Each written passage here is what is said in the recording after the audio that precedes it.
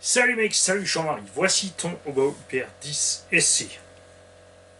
Radio, rien à dire, vous savez, je l'aime cette radio. Simple, efficace, légère, méga autonomie, pas d'écran, rien de compliqué. T'as des touches, t'as des potards, t'as un signal sonore pour te dire quand t'es neutre, quand t'es amputé. Très simple d'utilisation. C'est la même, presque la même, que l'on retrouve au budget T2M. Sauf que T2M, ils ont évidemment pris la version simplifiée, moins chère, et te la vendent plus cher.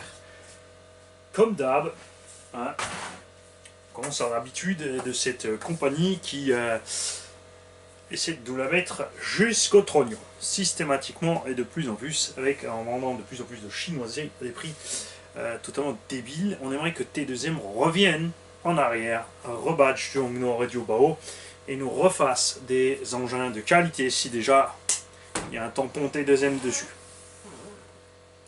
Mais c'est plus le cas, c'est fini, c'est mort pour l'instant. On espère que ça va remonter. Carrosserie incassable, plus la carreau d'origine. Qui est là. Qui est donc en parfait état. Elle est juste sale, parce que je l'ai roulée. Et tu as vu la vidéo. Celle-là aussi a 2-3 égratignures, elle est sale aussi, parce que... alors je fais ça, j'ai déjà roulé, mais je ne sais pas si tu l'auras déjà vu. Donc c'est une Proline Black Hawk version blanche qu'on a découpée comme il se doit. Ce qui fait que l'engin ne prend pas l'air sous le capot, ne lève pas de l'avant, tu délestes pas. Je me suis retourné 2-3 fois parce que j'avais le mauvais setup de suspension. J'étais trop haut pour là où je roulais en fait. Tout simplement. Parce que j'avais fait le setup qui allait bien dans l'herbe un peu plus haute, mais là dans l'herbe rase et la terre rase et le goudron, c'était pas bon. Surtout que ces pneus ont un très bon grip quand même. Moteur X-Team, 3100 kW 3660. Je ne peux que vous conseiller ce moteur. Des 3 voitures 1 dixième que j'ai essayé ce jour-là, 2 avec des setups constructeurs. Une, on avait changé l'étagement. Donc la première a chauffé vraiment fort. La deuxième a chauffé moins. Autonomie, ça allait aussi. Performance satisfaisante. Celle-ci était la plus rapide des 3. Et c'est celle qui était la moins chaude des 3. Et on avait la même autonomie. Tout simplement. On a un pignon de 16 là-dessus, ça ne force absolument pas de la rigolade pour ce moteur. Moteur et vario peuvent prendre 4S.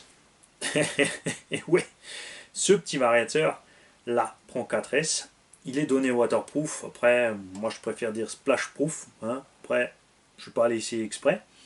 Moteur est ventilé. Ça ne pose aucun problème. Quand un moteur ventilé tourne, il crée de la pression. Il évacue donc la poussière et l'air. Il n'y a pas de saleté à l'intérieur. Là où tu prends la saleté, c'est sûr que c'est pas le genre de moteur que tu mets sur un crawler qui va finir dans la gadoue et l'eau, ça va rentrer. Et j'ai une radio qui est restée allumée quelque part. Alors là, quelle est-ce? Alors ça, mon gars, accroche-toi. J'ai fait 6 ou 7 ou 8 essais. Il y a une radio quelque part qui est allumée. Il va falloir attendre le prochain bip.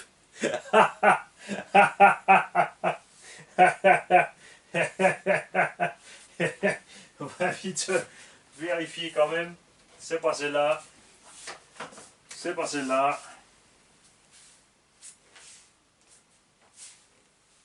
Il n'y en a pas d'autre. Donc, attendons le prochain bip. Suspension arrière, on a 100 CST. Avant, on a l'origine.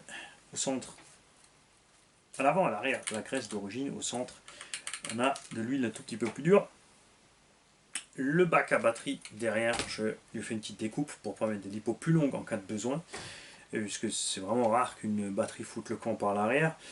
Donc les velcro on peut vraiment bien serrer dedans, c'est pas le genre d'engin comme on va le dinguer dans tous les sens, c'est pas un MT, c'est un short course. Pour programmer ces varios, il vous faut cette petite carte qui coûte 3-4 euros. Donc si vous prenez de ces petits varios, prenez cette carte avec. J'ai le tuto complet de ces varios. Il est très très important de changer la fonction. Où est-ce qu'on était? La fonction 4. Mettez-la au taquet. Tout simplement.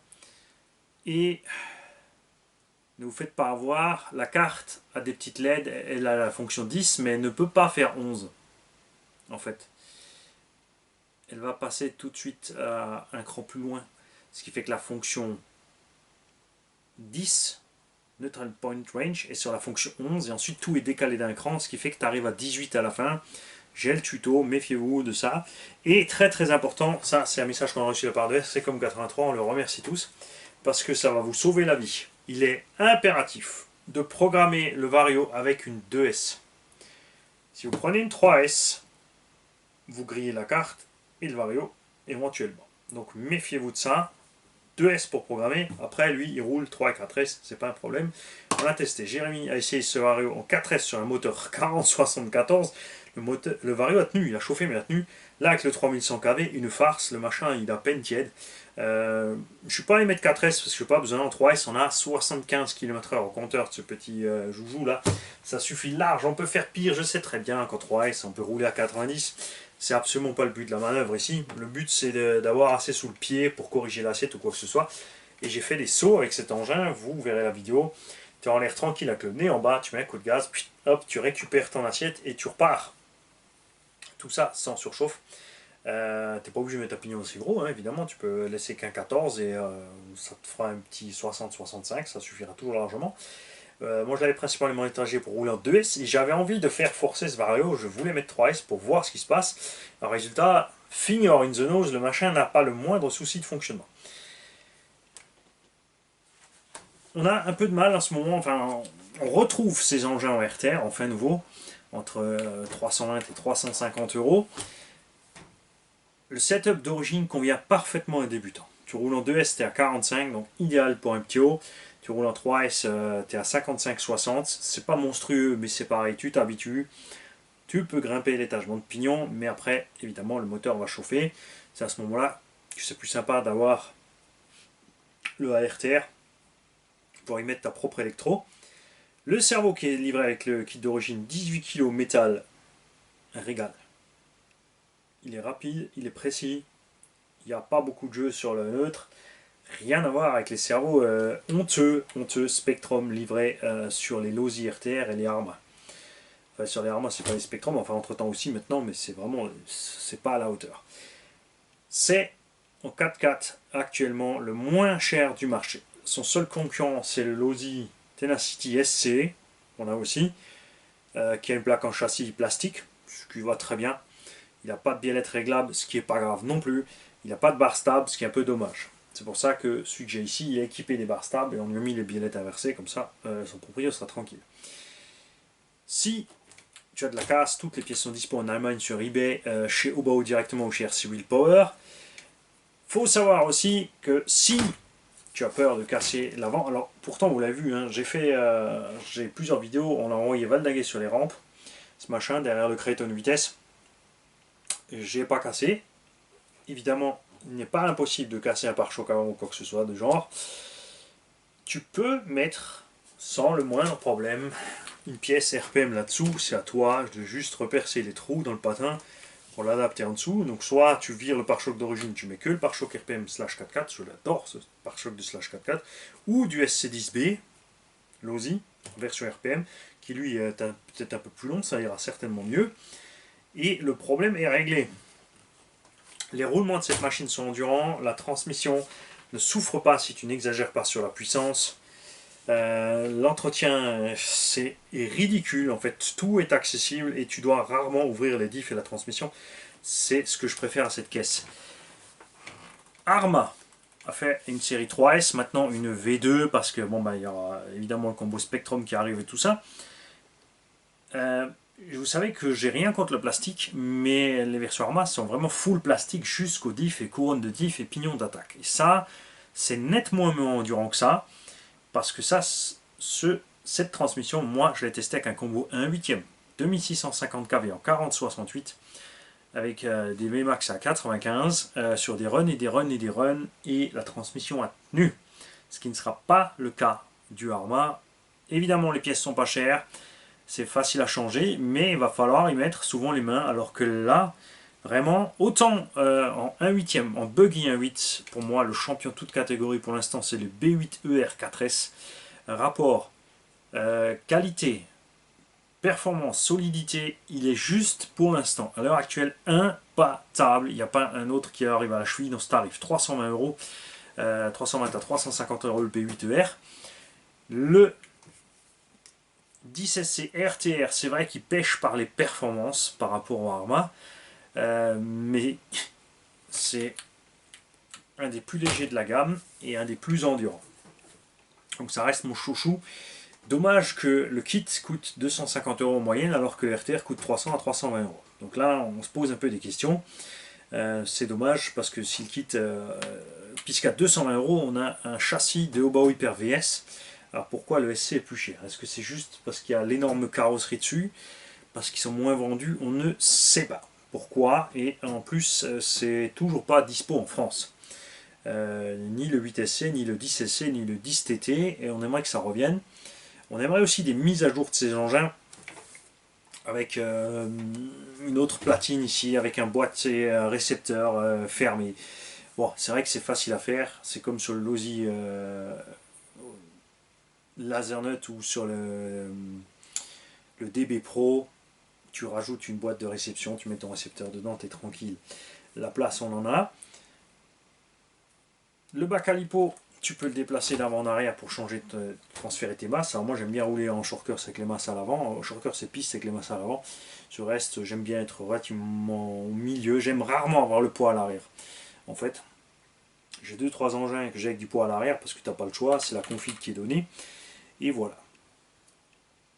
Il existe plein d'options pour cette voiture. Pour ceux qui veulent optionner, tu as un châssis 70-75 T6 allégé fraisé, renfort de train avant fraisé AU, 70-75 T6, l'arrière en 70-75 T6, les tourelles en carbone, la platine de diff en carbone, la platine de servo en carbone.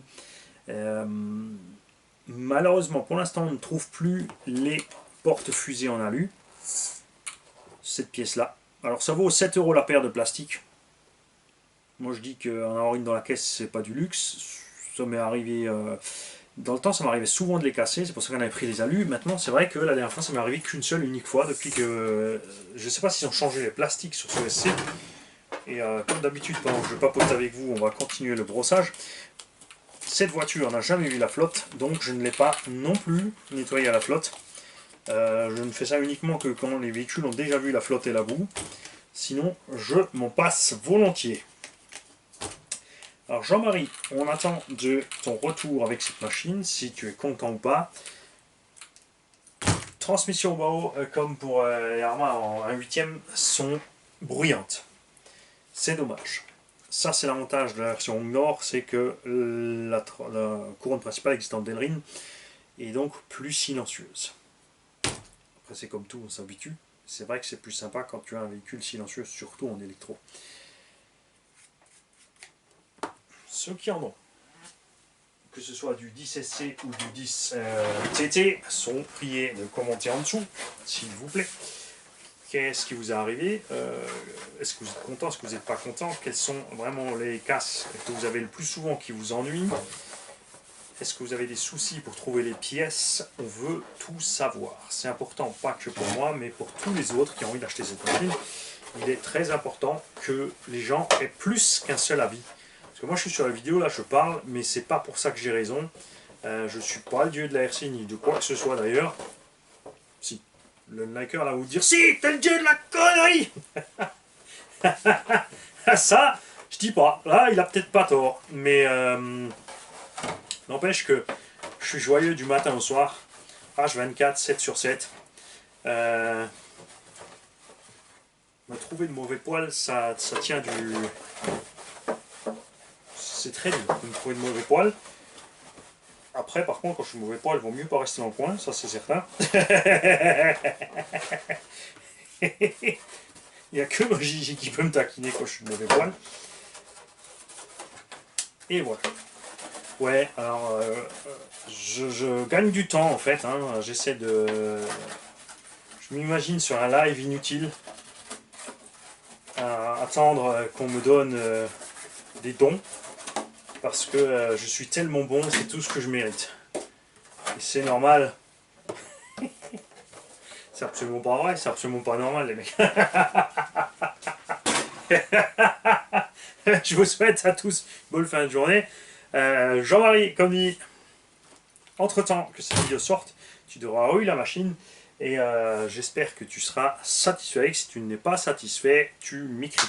tu en parles, la vidéo est publique, donc tu peux largement bien sûr écrire sous la vidéo pour me dire voilà, je ne suis pas content des réglages, qu'est-ce qu'on peut faire là, qu'est-ce qu'on peut faire là. De toute façon, je suis là pour ça. N'oublie pas, c'est un grands avantages quand tu prends une occasion ici ou un véhicule d'essai ou de démo du garage, c'est que tu as toute la durée de vie du véhicule, le full support technique du garage pour trouver les pièces, pour régler ta machine, et tout est possible. Tout simplement. Je vais te remettre ta carotte dessus, Jean-Marie, que tu vois à quoi ça ressemble. Petite parenthèse aussi là-dessus, c'est une carreau blanche, mais c'est une autre sorte de blanc, puisqu'il y a deux types. Il y en a un qui est un peu transparent, qui est moins granuleux, et celui-là, il est un peu plus granuleux, mais en temps normal. Parce que là, on a reçu une nouvelle moulure qui est moins granuleuse, et regardez, on a mis des stickers, donc vinyle dessus, on a mis des stickers d'origine, on a juste nettoyé sous le sticker, on a chauffé ça au décapeur thermique, pour bien se prendre le temps de laisser aller la colle dans les coins. Ça ne tiendra pas éternellement, Jean-Marie, mais on a fait des runs, on a fait des roulés boulets, on a passé la poussière à la terre. Pour l'instant, ils ne sont pas barrés, les petits stickers, surtout pas les vinyles de Little Car Addict. C'est sûr qu'il y a toujours des stickers qui tiennent mieux quelque part, mais on ne les a pas encore trouvés, et surtout pas encore trouvés avec les logos qu'on veut.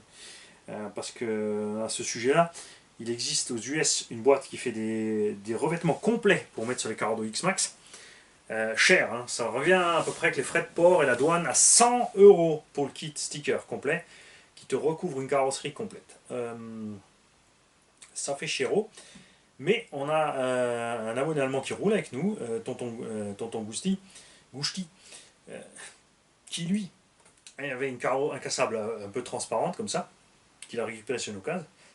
Il a acheté ce kit déco, il a poncé toute la carreau, il a collé le kit déco, il a bien chauffé le décapeur, c'est impressionnant, ça ne bouge pas et il se renverse, il a fait des rayures, il a rayé le sticker mais il ne s'arrache pas, il ne l'a pas encore trouvé. Pourtant il n'est pas tendre avec les gaz, donc je suis vraiment impressionné de la qualité de ces stickers. Après à ce prix là, vaut mieux. Salut les mecs.